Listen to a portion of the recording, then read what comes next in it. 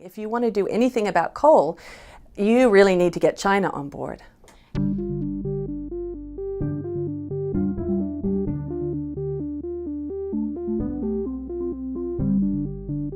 Earlier this year, President Obama announced that he wanted to cut carbon emissions from coal-fired electric plants across the country.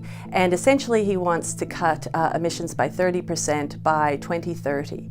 And this was completely controversial because, of course, there are quite a number of plants that this is going to affect. But it was hailed by environmentalists as a real breakthrough, as a leadership step for the world. And I was thinking about the controversy that it was really playing out, and people really for and against, and all these sort of issues in our domestic setting.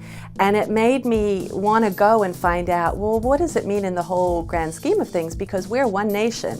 We are the second largest consumers of coal. But if everybody else is still burning coal, what is that going to mean? The latest figures show, the U.S. is the second largest consumer with something like 925 million tons a year.